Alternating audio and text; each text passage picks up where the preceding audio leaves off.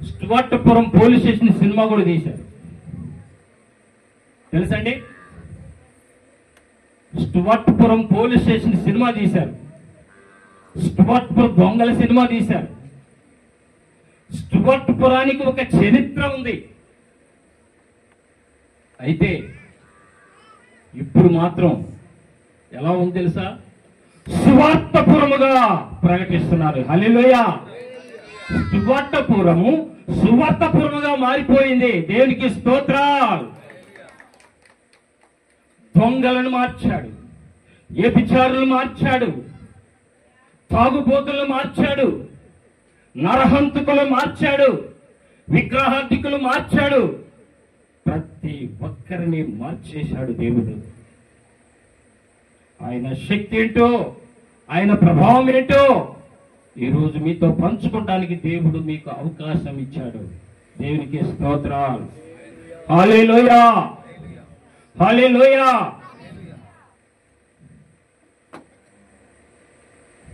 నా పేరు ఇస్రాయేల్. నా తల్లిదండ్రులు వారు దేవుణ్ణి నమ్ముకోవాలా. నా పేరు ఎలా పెట్టారంటే మామూలుగా పెట్టేశారు చిన్నతనంలో. మా ఊర్లో సువార్త ప్రకటించే దైవ సేవకులు ఉన్నారు, వాళ్ళ ద్వారాగా నాకు ఆ పేరు పెట్టారు. అయితే స్టువర్ట్పురంలో మేము భయంకరమైన స్థితిలో ఉన్నవారం. స్టువర్ట్పురం అంటే గడగడగడ వణిగిపోతారు. ట్రైన్ వస్తుంటే వణిగిపోతారు. స్టువర్ట్పురం వస్తుంది, తలుపులు వేసుకోండి అంటారు. ప్రయాణం చేయలే, రాత్రులు కూడా ప్రయాణం. అలాంటి స్టువర్ట్పురం భయంకరమైన స్థితిలో వచ్చి దేవుడు కాపాడాడండి. ఇప్పుడైతే స్టువర్ట్పురం సువార్తపురంగా మారిపోయింది. అయితే ఆ రీతిగా మేము సాగిపోతూ ఉన్నాం. మేము మా కుటుంబంలో 6 అన్నదమ్ములం. ఈ 6 అన్నదమ్ముల్లో 2 గజదమ్ములు ఉన్నారు. ఈ 2 గజదమ్ములు వాడు నేరాలు చేసుకుని వచ్చిన తర్వాత ఆ బంగారం అంతా మాకు ఇచ్చేవాళ్ళు. ఆ బంగారం అంతా అమ్మి మేము సేల్ చేసుకునేవాళ్ళం. పోలీసు వాళ్ళకి ఇవ్వాల్సిన వాటా నెలమావులు ఇచ్చేవాళ్ళం. అధికారులకి పోలీసులు మొదలుకొని డిఎస్పీ వరకు మావుళ్ళు ఇచ్చుకుంటూ వచ్చేవాళ్ళం. ఎందుకు తెలుసా? ప్రతి నెల వాళ్ళకి జీతాలు ఇవ్వాల్సిందే. మేము అలాగా జీవిస్తూ ఉన్నాం. మా అన్నయ్య నేరాలు చేస్తే ఆ ఇంట్లో ఎంతమంది ఉన్నారో అంతమందికి శ్రమ. అంతమందిని తీసుకెళ్లి చిత్రహింసలు పెట్టేవాళ్ళు. అలాగా ఒక అన్న ఇంకొక అన్న కూడా దొంగ అయిపోయాడు. అయితే ఎంత కొట్టినా వాళ్ళకి మేము ఊస పుల్ల కూడా ఇచ్చేవాళ్ళం కాదు. కొట్టుగా ఈ శరీరం మాది కాదు. తోలు మీద 90 దెబ్బలు అంటాం అంతే. శరీరం ఇచ్చేస్తాం అంతే, కొట్టుకోమంటాం అంతే. కొట్టి కొట్టి కొట్టి కొట్టి వాళ్ళ చేతులు నిప్పు వచ్చేసి కర్రలు కూడా ఇరిగిపోతాయి. అలాంటి భయంకరమైన మూర్ఖులం మేము. కత్తి లేని బయటకు వచ్చేవాళ్ళం కాదు. ఎవరన్నా మాట్లాడితే నిలబెట్టి పొడిచేసేవాళ్ళం. అలాంటి భయంకరమైన స్థితిలో జీవిస్తున్నాం మేము.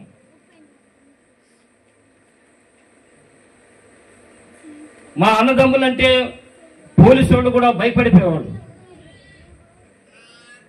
ఆయన పేరు గజ్జల ప్రసాద్. అయితే అలాగ నేరాలు చేస్తూ మా జీవితాల్లో మారు మనసు లేని పరిస్థితిలో, మనశ్శాంతి లేని స్థితిలో ఉన్నాం. అలాంటి జీవితంలో జీవిస్తాం మమ్మల్ని. అలా మా బ్రతుకులు మార్చలేని స్థితిలో మేము నడుస్తూ ఉన్నప్పుడు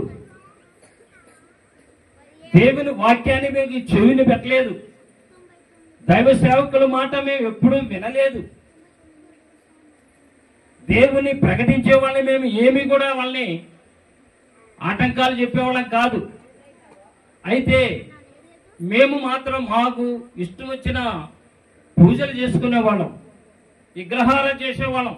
కానీ మా ఊర్లో మాత్రం ఏ విగ్రహారాధన లేదు, ఏ గుడి లేదు. అయితే మా ఇళ్లలో నేను మాత్రం ప్రతి సంవత్సరము మరి తిరుపతికి వెళ్ళి నా తల వెంట్రుకలు ఇచ్చి డైలీ ప్రతి నెల ప్రతి సంవత్సరం వచ్చేవాడిని. అలా పూజలు చేసేవాళ్ళం. అయితే మీకు ఒక నేరాల గురించి నేను చెప్తాను. నేరాలు ఎలా చేస్తారు, నేరం ఎలా పోతారు అని. వీళ్ళు 10 మంది బ్యాచ్, లేదంటే 8 మంది బ్యాచ్, లేదంటే 6 బ్యాచ్గా వెళ్తారు. వెళ్ళేటప్పుడు వీళ్ళందరూ తలకు స్నానం చేస్తారు, ఉతికిన బట్టలు వేసుకుంటారు. వెళ్ళేటప్పుడు కోడిని కోస్తారు, కొబ్బరికాయ కొడతారు, ఆ చక్కగా పలిగితేనే బయలుదేరుతారు. అందరు కలిసి ఒకే గిన్నెలో భోంచేస్తారు. ఇలాగా వాళ్ళకి కావలసిన ఆయుధాలు మేము సప్లై చేసేవాళ్ళం. ఆయుధాలంటే కత్తులు, బాంబులు, ఇంకా ఏమేమి అవసరాలు ఉన్నాయో అన్నీ వాళ్ళకి ఇచ్చి పంపించేవాళ్ళం. వాళ్ళు నేరాలు చేసుకొని వచ్చి ఆ బంగారం అంతా మాకు ఇచ్చేసేవాళ్ళు. వాళ్ళు అడవిలోకి వెళ్ళిపోయేవాళ్ళు. మేము దాన్ని అమ్మి ఎవరికి ఇవ్వాల్సిన డబ్బులు వాళ్ళకి ఇచ్చేసేవాళ్ళం. ఇలా సాగిపోతున్నాం. ఒక నేరాల గురించి మీకు చెప్తాను. సింహాచలం ఊరు అని ఒక ఊరు ఉంది, తెలుసా అండి మీకు? వైజాగ్ దగ్గర. అక్కడ ఒక గుడిని దోయడానికి వెళ్ళారు ఇక్కడి నుంచి. ఆ గుడి నరసింహస్వామి గుడి. ఆ గుడిని దోయడానికి వెళ్ళినప్పుడు ఇక్కడ 8 మంది వెళ్ళారు ఇక్కడి నుంచి. 1 రోజు 2 రోజులు అక్కడ ఉన్నారు. ఆ గుడి ప్రాంతం అంతా చూసుకున్నారు. అక్కడ ఏంటి పరిస్థితి అని చూసుకున్నారు.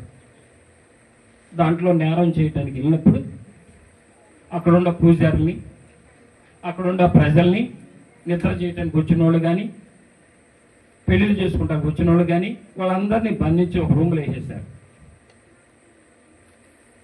వేసేసిన తర్వాత వీళ్ళు ఖజానా రూమ్ని పగలగొట్టేశారు. ఇంతలా ఉంటుంది ఆ బుర్రను పగలగొట్టేశారు. కొట్టేసిన తర్వాత దాంట్లో ఉన్న బంగారం, డబ్బు, పనికిరాని డబ్బు ఉంది. వెనకట 100 రూపాయల నోట్లు ఇంత అడల్పు ఉండేది, అవి ఉన్నాయి కట్టలు. అవి వద్దనుకున్నారు. ఈ మొత్తం తీసుకున్నారు. బంగారం అందిన వరకు, మోసిన వరకు తీసుకున్నారు. బయటకు వచ్చేసారు. బయటకు వచ్చేసేటప్పటికి పోలీసు వారికి ఎవరో ఒకరు తప్పించుకొని పోయి చెప్పేశారు. చెప్పేసిన తర్వాత వాళ్ళు వస్తూ ఉన్నారు. వీళ్ళు తప్పుకున్నారు అక్కడి నుంచి.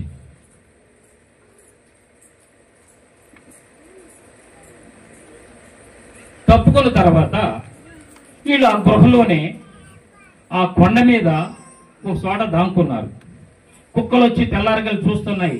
లోపల మొత్తం పరిశోధన చేస్తున్నారు. వాళ్ళకి ఎక్కడ వీళ్ళు కనపడలా. తెల్లారిపోయింది. బయట నుంచి వచ్చే వాహనాలు చెక్కింగ్, బయటికి వెళ్ళే వాహనాలు చెక్కింగ్. 2 రోజుల వరకు అక్కడే ఉండిపోయారు వీళ్ళు. ఇక వీళ్ళు ఒంటి మీద బట్టలు అక్కడ విడిచిపెట్టేసి కొన్ని చోట్ల వదిలిపెట్టేసి వెళ్ళిపోయారు. ఆ బట్టలు తెచ్చుకోవడానికి అవకాశం ఉందా?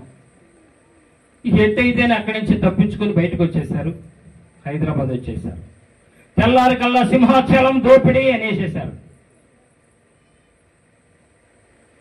ఇక ఈ కుక్కలు చూసి మొత్తం వెతికితే అక్కడ ఒక ప్యాంటు షర్టు దొరికింది దొంగలది. దొరికినప్పుడు ఆ ప్యాంటు షర్టు పరిశోధించినప్పుడు టైలర్ పేరు ఉంది. ఇక్కడ చీరాల టైలరు అని ఉంది.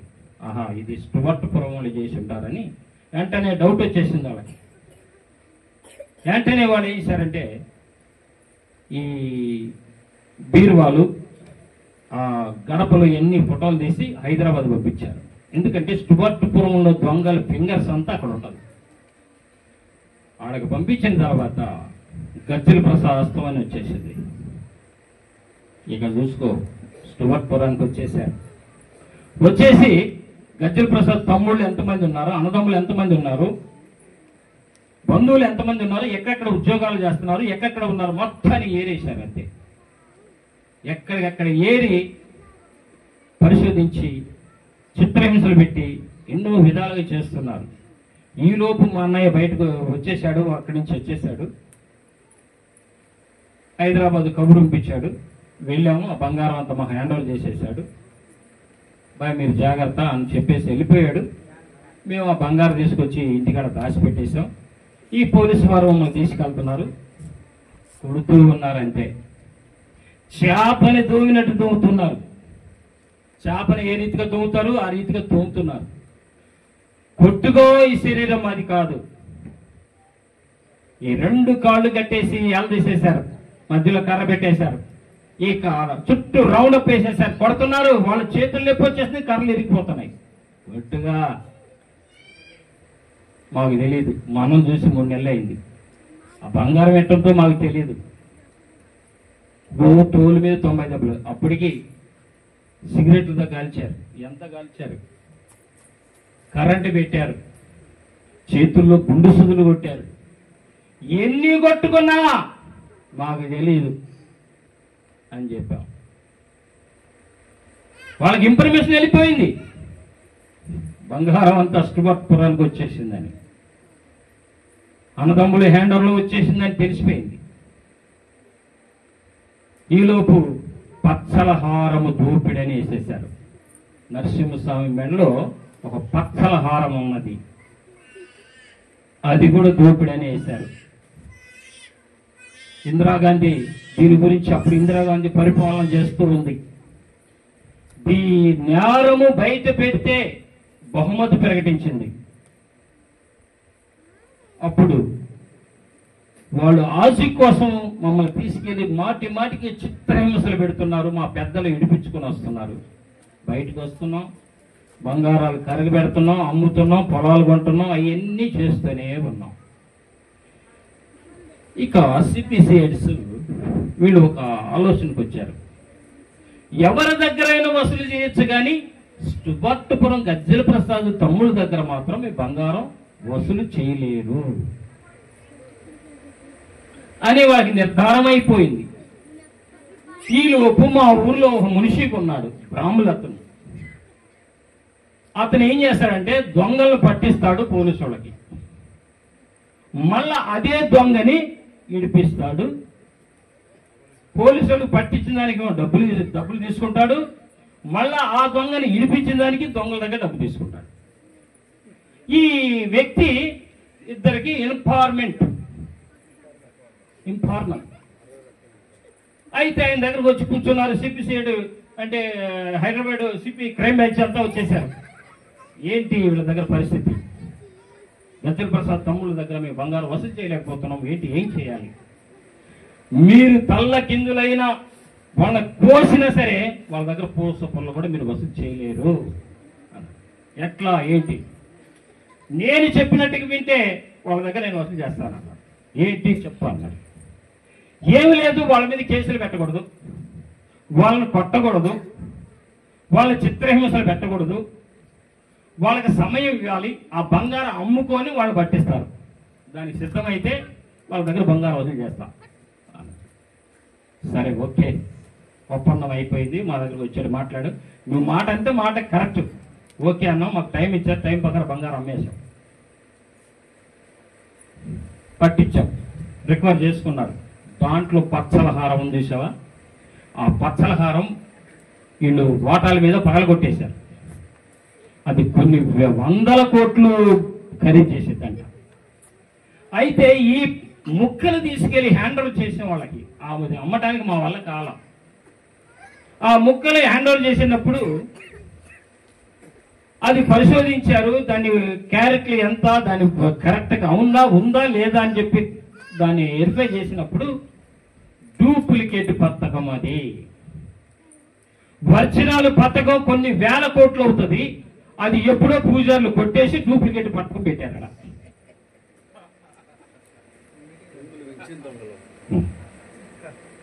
డూప్లికేట్ పథకం ఆడ పెట్టారు. ఒరిజినల్ పథకం ఎప్పుడో పూజారులు కొట్టేసి సేమ్ టు ఆడ పెట్టేశారు. అది ఎప్పుడు బయటపడింది? నేరం చేసిన తర్వాత బయటపడింది. డూప్లికేటే 100 కోట్లు, ఒరిజినల్ అయితే 1000 కోట్లు. ఆ పథకం ఎలా వచ్చింది? నరసింహస్వామి మేళలోకి ఎట్ట వచ్చింది? 500 సంవత్సరాల క్రితం శ్రీకృష్ణ దేవరాయలు యుద్ధం చేసినప్పుడు, రాజ్యం గెలుచుకున్నప్పుడు ఆయన దేవుడికి ముక్కున్నాడంట, పతనం తయారు చేస్తానని. అది ఆయనకు బహుమతిగా ఇచ్చాడు. అదేం చేశారు? పూజారులు కొట్టేశారు. దొంగలు వాళ్ళ మేమా? చెప్పండి. పగటి దొంగలు వాళ్ళు, రాత్రి దొంగలు మేము. పగటి దొంగల వాళ్ళు, రాత్రి దొంగలు మేము. దేవునికి స్తోత్రాలు. హల్లెలూయా. ప్రేమైన వారలారా, ఇలా నేరాలు చేస్తూ పోతున్నాం. మా అన్నయ్య తెచ్చేదంతా మేము ఆ బంగారం అమ్ముతూనే ఉన్నాం. ఇక చూసుకో, ఈ సింహాచలం బంగారం దోపిడీ జరిగిన తర్వాత మా ఊరికి మార్వడిసి ఎక్కువ చేస్తున్నారు. ఎందుకు? వర్తపురంలో గని బంగారం దొరుకుద్ది. ఏం పంట పండిద్దంట? బంగారు పంట పండుద్ది. ఎందుకు? సవగ్గా వచ్చేస్తుంది. బంగారం సవగ్గా వచ్చేస్తుంది. 1000 రూపాయల రేట్ అంటే మేము ఇచ్చేది 400 రేటు మహా. ఓకే, ఇస్తాం. నీకు ఎన్ని కావాలి, ఎన్ని సవర్లు కావాలి, ఎన్ని కేజీలు కావాలి, ఇట్లాగా వచ్చిన వాళ్ళ దగ్గర మేము డ్రాప్ చేయటం మొదలుపెట్టాం. ఎలా చేస్తున్నాం? ఒకడు వచ్చాడు అనుకో, 100 సవర్లు కావాలన్నాడు అనుకో, 105 50,000 మూట కట్టిచ్చేసేవాళ్ళం. వాడికి ఇవ్వటం కూడా ఎట్లా ఇచ్చేవాళ్ళం? 10 మందిలో ఇచ్చేసేవాళ్ళం. వాడు పోయి చూసుకుంటే పిత్తల గోల్డ్. అబ్బాయి ఏందయ్యా పిత్తల? మేమేం చేసేదా? ఇంటోడు పిత్తలే పెట్టుకున్నాడు, మమ్మల్ని ఏం చేయమంటావు? ఇదేదో 50,000 రూపాయలు నష్టపోయావు కదా, ఇంకొక 50,000 తెచ్చుకో. ఈ తలవ కౌన్సిలర్ దగ్గర గీటేసి మంచిది చూసి ఇస్తాము అన్నాం. ఓకే అండి. ఇంకొక 50,000 తెచ్చుకుంటాడు. కౌన్సిలర్ దగ్గరికి వెళ్తాం, ఒరిజినల్ చూపిస్తాం, సేమ్ టు అదే ఐటమ్స్ ఇంకో మూట కడతాం. ఆ మూట ఇక్కడే పెడతాం, ఆ పిత్తల మూట కూడా ఇంకో చోట పెడతాం. రా బస్సు కాడ ఎక్కించేదాకా బస్సు దగ్గర రావటం, 10 మందిలో ఇక్కడ పెట్టింది ఏ తీసి ఇచ్చాడు. మళ్ళా ఇంటికి పోయి చూసుకుంటాడు, ఏముంది అయ్యా ఇది కూడా పిత్తలే, కౌన్సిలర్ పొరపాటు చేశాడు. కౌన్సిలర్ పొరపాటు చేశాడు. ఈ తల ఒట్ట కాదు, నువ్వు కౌన్సిలర్ని తెచ్చుకో. ఆ కౌన్సిలర్ని తెచ్చుకునేవాడు. ఎక్కడికి రమ్మంటావు? మా ఊరు బయటికి రా, క్యాష్ తెచ్చుకో. క్యాష్ ఉంటేనే మేము బంగారం ఇస్తాం, లేకపోతే లేదు. ఈ తల 1,00,000 రూపాయలు దెబ్బతిన్నావు కదా, ఇంకో 1,00,000 ఎక్స్ట్రా తెచ్చుకో, ఇంకో 1,00,000. అది ఇది మొత్తం కలిపిచ్చేస్తాం. ఓకే, కౌన్సిలర్ తెచ్చుకునేవాడు, వాడికి బంగారు వజ్జనాలు ఇచ్చేసేవాళ్ళం. మొత్తం తీసుకున్నాడు, మూట కట్టుకునేవాడు, డబ్బు ఇచ్చేసాడు, డబ్బు తీసుకుని వెళ్ళిపోయేవాడిని. అంత దూరం పోగానే పోలీసులు వచ్చి పట్టుకునేవాళ్ళండి. ఈ పోలీసు వాళ్ళు ఎప్పుడైతే నేను సిగ్నల్ ఇస్తానో అప్పుడు వచ్చి పట్టుకునేవాళ్ళు. వెంటనే వాడిని పట్టుకునే బంగారం తీసుకుని వాడిని పట్టుకుని వస్తున్నారు. నన్ను కూడా పట్టేశాడు, నేను కూడా దొరికిపోయేవాడిని. ఇక 4 దెబ్బలు కొట్టేవాళ్ళు నన్ను. అయ్యా అతను వదిలేసండి అయ్యా, కావాలంటే నేను వస్తానని చెప్పి ఆ బంగారం డబ్బు తీసుకుని, పోలీసు వాళ్ళు ఎవరో కాదు మా వాళ్ళే, మా బ్యాచే, డ్రెస్ అట్లా వేసేవాళ్ళం. నన్ను జైల్లో ఉన్నానని అనుకునేవాళ్ళు. ఫోన్ చేసేవాడు, ఏమయ్యా బయటకు వచ్చావా లేదా? రాలేదయ్యా, 2 లక్షలు అడుగుతున్నారు, ఏం చేద్దాం మరి? ఎప్పుడు? అయ్యా మాది నష్టపోయాం కదా, ఎంత నష్టపోయాం, ఉండవయ్యా నేను బయట రాని ఇస్తాను అనేవాడిని.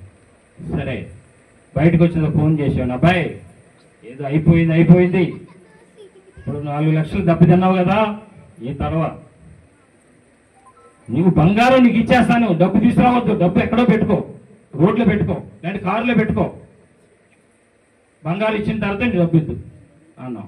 ఓకే, పలానా ఊరికి వస్తాం, పలానా చోట ఉందంటారు. ఓకే, ముందు క్యాష్ ఉందా లేదా చూద్దాం, ముందు కారులో వెళ్ళేవాళ్ళం. క్యాష్ ఉంది, బంగారం ఇక్కడ పెట్టి ఆయనకి చూపించేవాళ్ళం. బంగారం పెట్టుకుంటే నీకు క్యాష్ తీసుకున్న తర్వాత క్యాష్ ఇద్దురండి.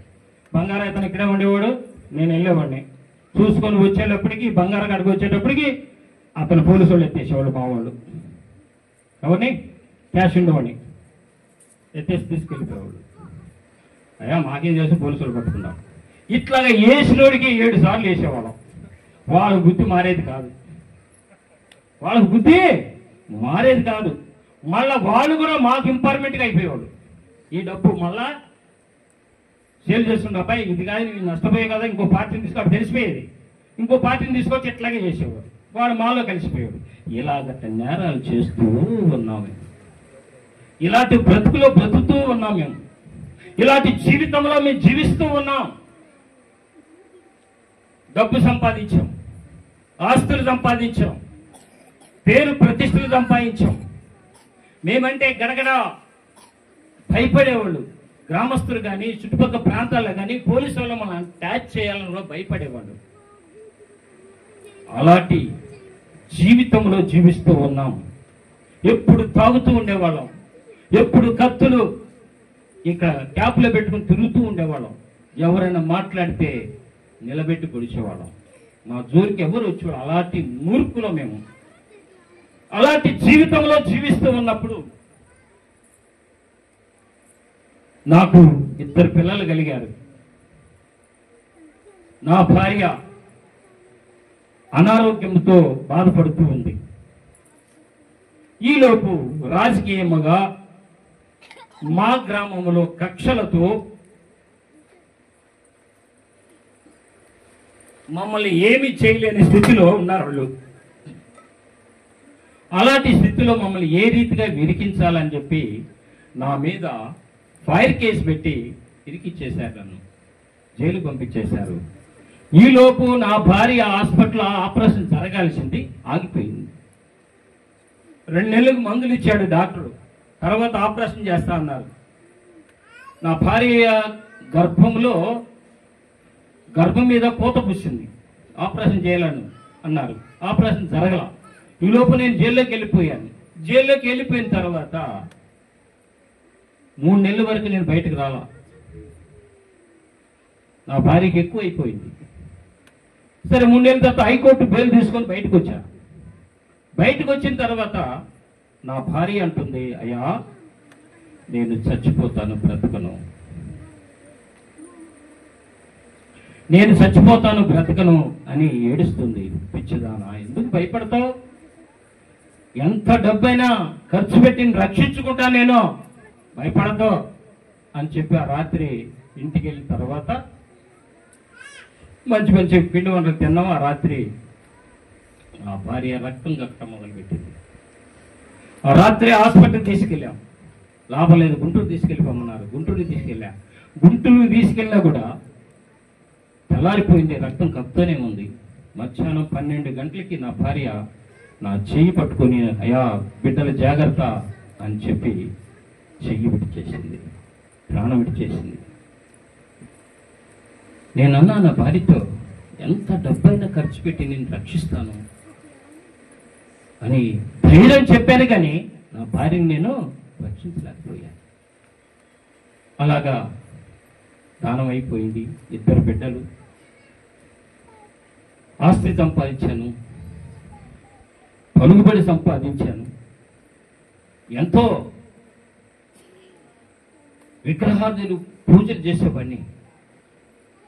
ఏడుకొండల స్వామి దగ్గరికి వెళ్ళేవాడిని. ప్రతి సంవత్సరం పూజలు చేసి వచ్చేవాడిని. ఎవరు కూడా నా భార్యని రక్షించలేదు. ఇలా సాగిపోతూ ఉండగా 3 సంవత్సరాలు 4 సంవత్సరాల వరకు నేను వివాహం చేసుకోలేదు. అప్పటికి నా మీద పార్టీ పూర్వంగా గ్రామంలో కక్షల ద్వారాగా కేసులు పెట్టడం మొదలుపెట్టారు. 4-5 కేసులు అయిపోయింది. తర్వాత పోలీసు వారు ఇదే సందర్భంలో నన్ను కేసుల్లో ఇరికించడం మొదలుపెట్టారు. ఇక 3 సంవత్సరాలు 4 సంవత్సరాల వరకు పెళ్లి చేసుకోకుండా ఉన్నాను. ఉండిన తర్వాత నా భార్య చనిపోయింది కదా, బిడ్డలకు ఆధారం లేదు కదా, బిడ్డను చూసుకోవాలి కదా, పెళ్లి చేసుకోమని నా తల్లి తండ్రులు ఇప్పుడు చెప్పడం మొదలు పెట్టారు.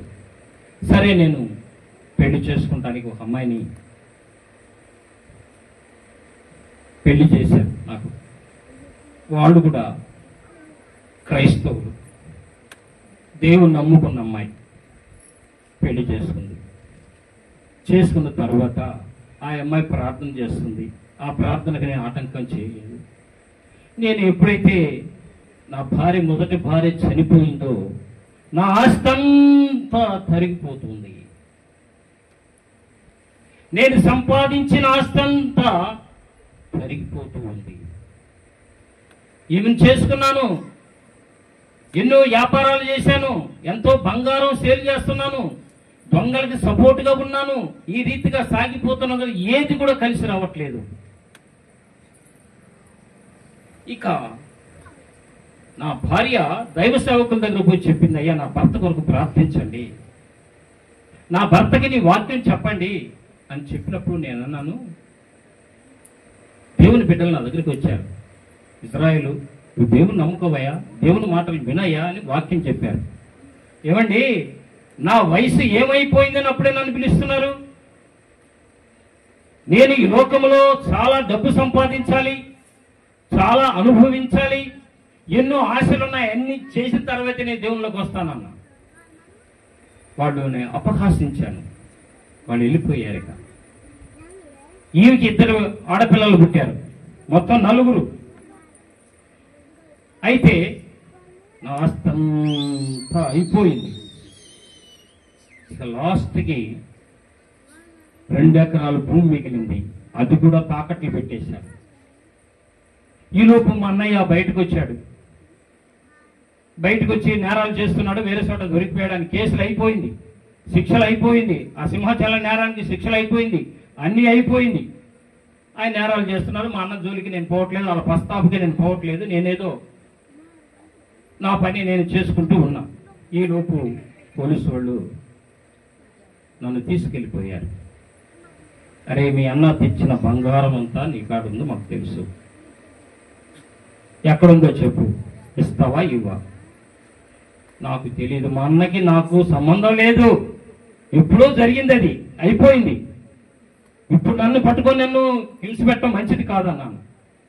లేదని చెప్పి రూమ్లోకి తీసుకెళ్ళిపోయి 3 గంటలు చెప్పి బంతాట ఆడుకున్నారు. అంతే, చుట్టూ కమ్మేశారు, రివర్లో పెట్టి కాల్ చేస్తాను అన్నారు. కాల్ చేయండి అన్న. కొట్టి కొట్టి కొట్టి మొహం మీద ఉన్ను విశారు. అరే ఎన్ని దెబ్బలు కొడితే నువ్వు ఒప్పుకోవట్లేదు ఎంద్రా, కర్రలు ఎరిగిపోతాం, మేము కొడుతుంటేనే చేతుల్లో పోస్తున్నాయి.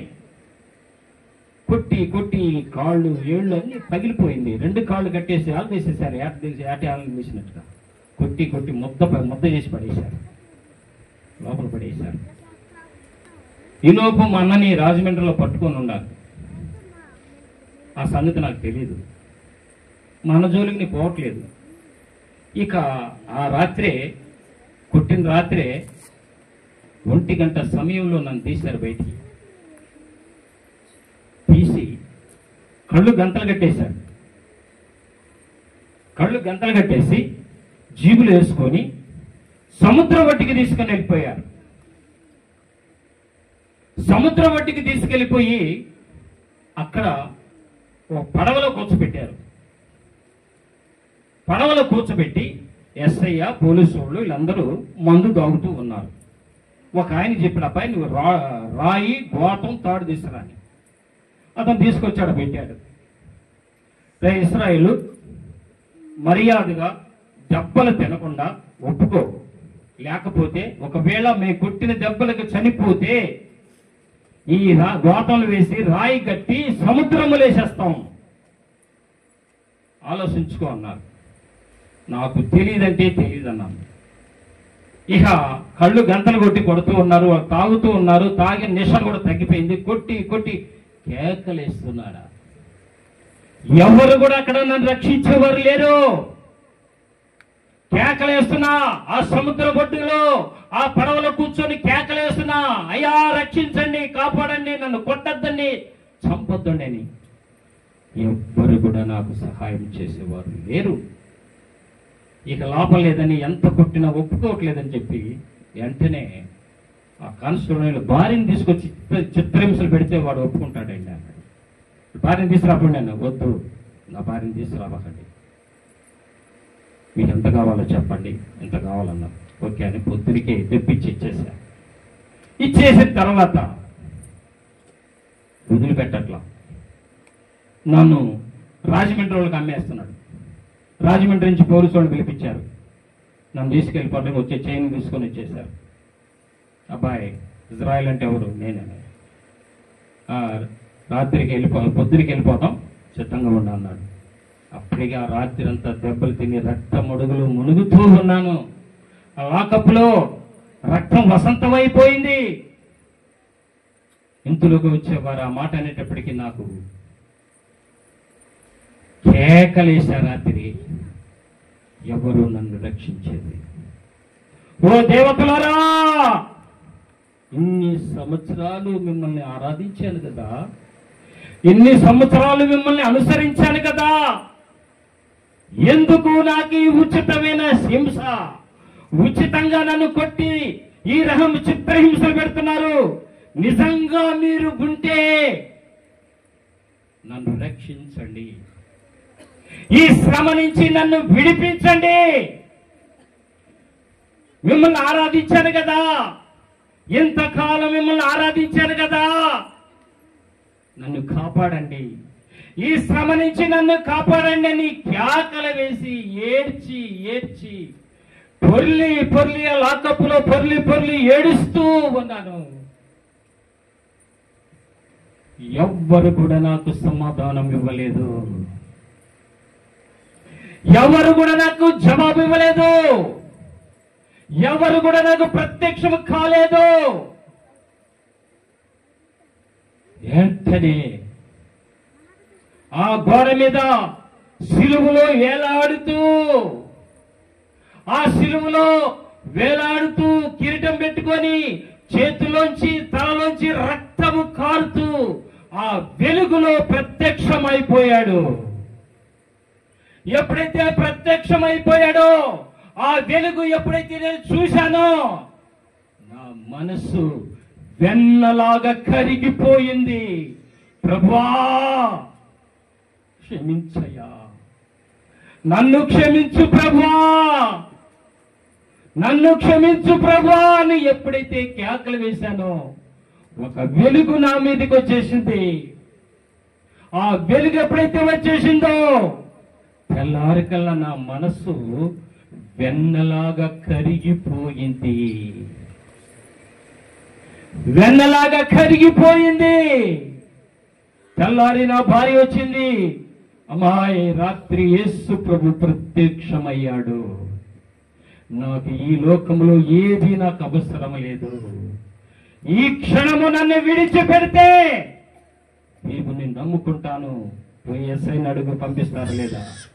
వెంటనే నా భార్య పోయి అడిగింది, నీ భర్తని ఇప్పుడు విడిచిపెడితే కేసు పెడతాడు మా మీద, అందుకని చిన్న కేసు పెట్టి పంపించేస్తామని పంపించేశారు. కేసు పెట్టి దేవునికి స్తోత్రాలు. ఆయన ప్రత్యక్షమై నాకు మనసును కరగొట్టేశాడు. బయటకు వచ్చేసాను, స్మోకింగ్ వదిలేశాను, బ్రాందీ వదిలేశాను, మరి మోసాలు చేయటం వదిలేశాను, దొంగల సాహసం వదిలేశాను, చీటింగ్లన్నీ మోసాలు అన్ని కంప్లీట్గా వడ్డీ వ్యాపారం మానేశాను. ఎవరికైతే డబ్బులు ఇచ్చినానో వాళ్ళందరినీ వదిలేశాను. యేసు ప్రభు నమ్ముకొని సాగిపోతూ ఉన్నాను.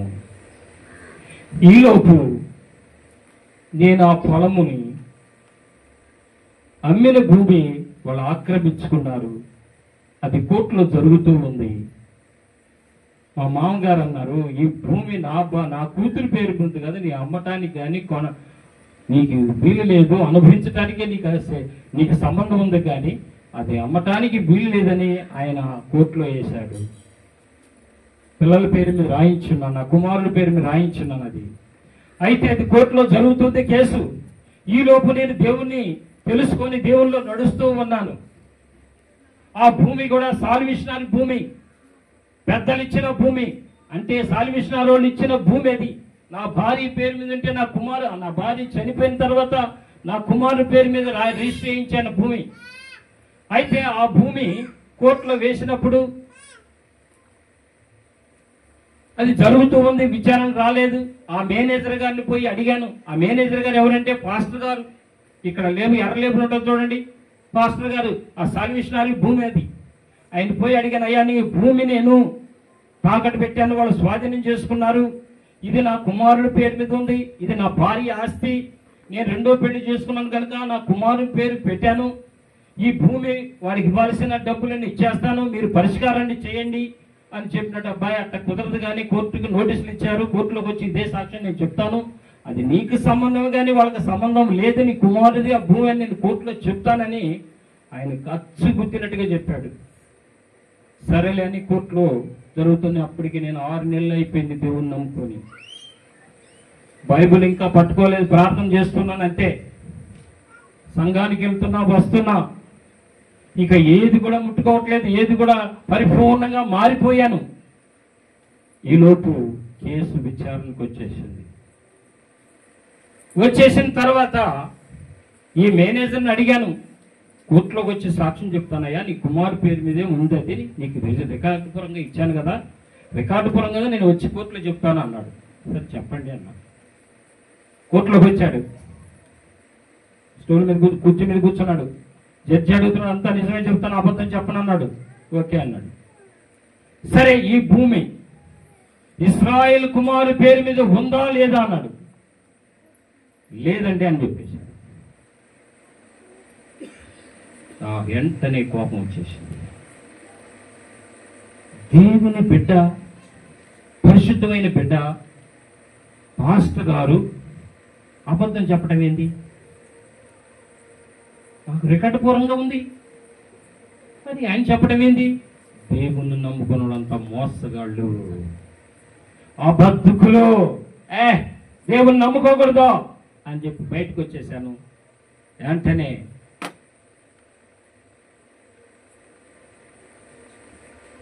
సిగరెట్ తాగటం మొదలుపెట్టా.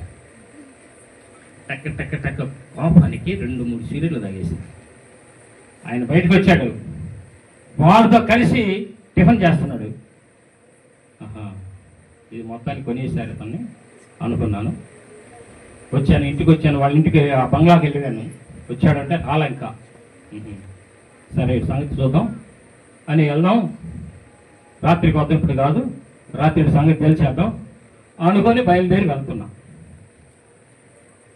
వెళ్ళేటప్పటికి ఎవరో ఇద్దరు, రే బ్రాండ్ తాగుతాం రారా అన్నాడు. ఆ మనసు ఆ ఆలోచన నాకు తెప్పించారు. అంటే బ్రాండ్ తాగాము, మామూలుగా తాగాము, బ్రాండ్ తాగాము. ఓకే, ఇంటికి వెళ్ళిపోతున్నాం. నా భార్య ఎదురు వస్తుంది, ఏం జరిగిందో అని. ఏమైందయ్యా కేసు? బాయ్ యేసు ప్రభుని నమ్ముకున్నట్టు పొడి చేస్తాను.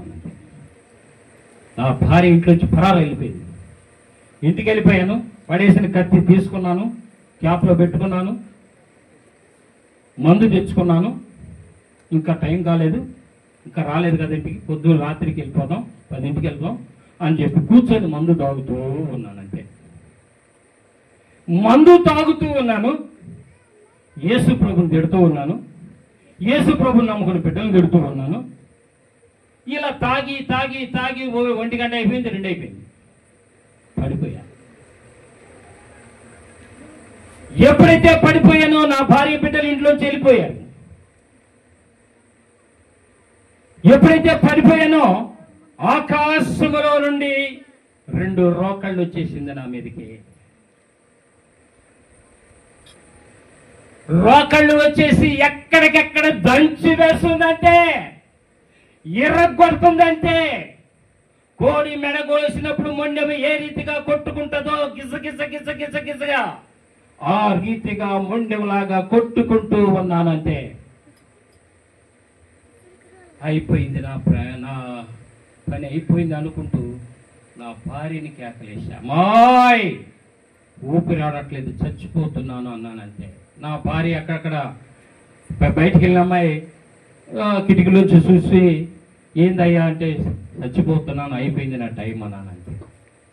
వచ్చేసింది నా భార్య తలుపు తీసుకొని, మోకరించి ప్రార్థన చేసింది ఒక 10 నిమిషాలు.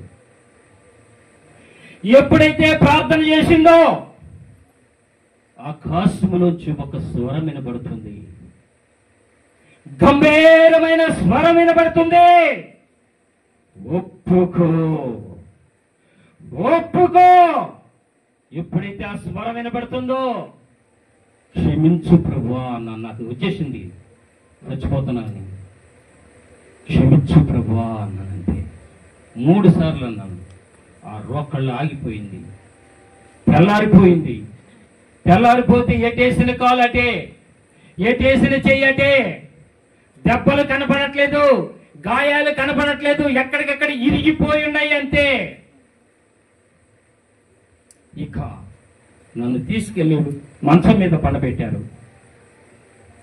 భార్య పిల్లలు కొంతమంది వచ్చి మంచం మీద పండబెట్టి దైవ సేవకులకు కబురు చేశారు. దైవ సేవకులు వచ్చి ప్రార్థన చేస్తూ ఉన్నారు. వాళ్ళు రోజు పొద్దున సాయంత్రం ప్రార్థన చేస్తూ వెళుతూ వస్తూ ఉన్నారు. అట్లాగా 10 రోజులైపోయింది. నేను లెగవట్లేదు, గాయములు కనపడట్లేదు, ఇరిగిపోయినాయి ఎక్కడికెక్కడికి. నేను మా ఆత్మీయ తల్లి గారిని అడిగానమ్మా, నా సంగతి ఏంటో ప్రభుని అడిగి తెలుసుకో, మరి ఈ స్థితిలో ఉండిపోయాను కదా, మరి ఏంటమ్మా దేవుని చిత్తం ఏంటో తెలుసుకోమ్మా అన్నప్పుడు నేను అడిగి కనుక్కుంటానే, ప్రార్థన చేస్తాను. ఆమె ప్రార్థన చేసింది, వచ్చి నాకు దేవుడు సమాధానం చెప్తే వచ్చింది. ఏంటో ఏమన్నాడమ్మా, ఇజ్రాయేలు నీలో ఇంకా తీర్మానం రాలేదంట, నీలో ఇంకా తీర్మానం వస్తేనే నిన్ను రక్షిస్తాడంట, లేకపోతే లేదు, నీ ఇష్టం, ఆలోచించుకో. సరే, ఇక రాత్రి ఒక తీర్మానానికి వచ్చేసాను. ప్రభా నన్ను క్షమించు, నేను చేసిన పొరపాటు, నేను చేసిన అపరాధమును క్షమించు ప్రభా. ఈ లోకంలో నాకు ఏమీ అక్కర్లేదు ప్రభా, నీవు కావాలి, నన్ను రక్షించు ప్రభాని. పొర్లి పొర్లి ఏడ్చి ఏడ్చి ఏడ్చి కన్నీళ్లు కార్చి ఆ మంచం మీదే పొర్లాడుతూ ఏడుస్తూ అటు ఇటు తిరగలేకపోతున్నాను కూడా, ఏడుస్తూ ఉన్నాను. ఆ రాత్రి ఆకాశములో నుండి గంభీరమైన స్వరంతో మాట్లాడుతున్నాడు. నా కుమారుడా ఇశ్రాయేలు అని పిలిచాడు. అయ్యా అన్నాను. నా కుమారుడా, అగ్నితో చెలగాటాడవంటే కాల్చి వేస్తాను జాగ్రత్త. నేను అగ్ని లాంటి వాణ్ణి, అగ్నితో చెలగటాడవంటే కాల్చి వేస్తా. వద్దు ప్రభువా, అలా కాల్చవద్దు నాయనా. అయ్యా నన్ను బ్రతికించు ప్రభువా. నా కుమారుడా, నేను చెప్పినట్టు వింటావా? వింటాను ప్రభువా. ఈ లోకంలో ఏది నువ్వు అనుసరించడానికి లేదు. నువ్వు సంపాదించిన ఆస్తంతా నేను తీసేశాను, ఏది కూడా ముట్టుకోవడానికి ఇల్లు లేదు. నువ్వు ఏదన్నా ఆశించావా? మొదటని దీపస్తంభాన్ని తీసివేస్తాను జాగ్రత్త. వద్దు ప్రభువా, నా బిడ్డలు అన్యాయం అయిపోతారు, 4 బిడ్డలు అన్యాయం అయిపోతారు ప్రభువా. నా బిడ్డల పరిస్థితి ఏంటి అన్నా? నీ బిడ్డలకి ఎప్పుడు ఏది కావాలో నాకు తెలుసు, నీ బిడ్డలకి ఎప్పుడు ఏది ఇవ్వాలో నాకు తెలుసు. నా కుమారుడా, నేను చెప్పినట్టు వింటావా వినవా అన్నాడు. వింటానయ్యా. నేను పెట్టింది తింటావా తినవా అన్నాడు. తింటానయ్యా. ఈ లోకములో పాపముతో సంపాదించిన ఆస్తంతానే తీసివేశాను జాగ్రత్త. నేను పెట్టినట్టుగా, నేను చెప్పినట్టుగా నువ్వు నడవాలి, నా సన్నిధిలో ఉండి ప్రార్థన చెయ్యి అంతే. ఏమంటావు అన్నాడు. అవును ప్రభా, అట్లాగే ఉంటాను ప్రభా. ప్రభా నాకు స్వస్థత ప్రభా అన్నాడు. నీకు స్వస్థత ఇవ్వబోతున్నా అన్నాడు. ఇచ్చేశాడు. దేవునికి స్తోత్రాలు. హల్లెలూయా, హల్లెలూయా, హల్లెలూయా. ఇక బాప్తిసం తీసుకుంటానికి సిద్ధపడ్డా. నేను 3 రోజులు ఉపవాసం ఉండి ప్రార్థన చేశాను. 3 రోజులు ఉపవాసం ఉండి ప్రార్థన చేసిన తర్వాత ప్రభువా, 2వ రోజు నేను చేసిన ప్రార్థన ఏంటి? ప్రభువా నువ్వు నాతో మాట్లాడు, నీ చిత్తమేంటో మళ్ళా నాకు కనబడి మాట్లాడు ప్రభువా. నేను బాప్తీసం తీసుకోబోతున్నాను. ఒకవేళ లోకంలో పడిపోతానేమో, అది నా ఇష్టము అవునో కాదో, నీ ఇష్టము కాదో అవునో కాదో చెప్పు ప్రభు అన్నప్పుడు నా కుమారుడా ఆయన నాకు చూపించాడు బాప్తీసం తీసుకునేది. నీళ్ళల్లో కొత్త నీరు వచ్చి నన్ను తాకింది. ఒడ్డుకొచ్చాను. ఆకాశం నుంచి వర్షం వచ్చింది, మేఘం కమ్మింది. ఇది మా అమ్మగారి నీకు బాప్తీసం తీసుకో. అట్ట కాదు, ప్రభు నాకు స్వయంగా చెప్పాలని. మళ్ళా లాస్ట్ రోజు ఉపవాసం ఉండి ప్రార్థన చేస్తున్న, ప్రభువా నా పరిస్థితి ఏంటయ్యా, నువ్వు నాతో మాట్లాడకపోతే నేను బ్రతికలేనయ్యా, నీవు నాకు కనబడి నాతో మాట్లాడు, నీ చిత్తం ఏంటో తెలియపరచయ్యా అన్నాను. ఆ రాత్రి గొర్రెల కాపురిగా కనిపించాడండి. గొర్రెల మేపుకుంటూ, గొర్రెల చేతిలో దొడ్డికర చేతి పట్టుకొని, గొర్రెల భుజాన్ని ఎక్కించుకొని గొర్రెలు మేపుకుంటూ వెళ్తున్నాడు.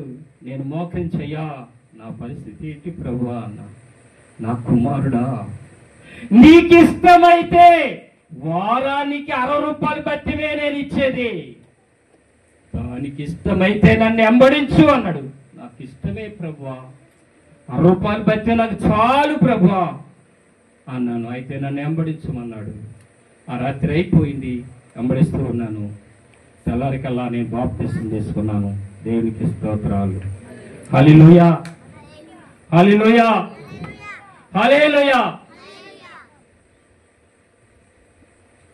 బాప్తీసం తీసుకున్నాను. ఈ లోకంలో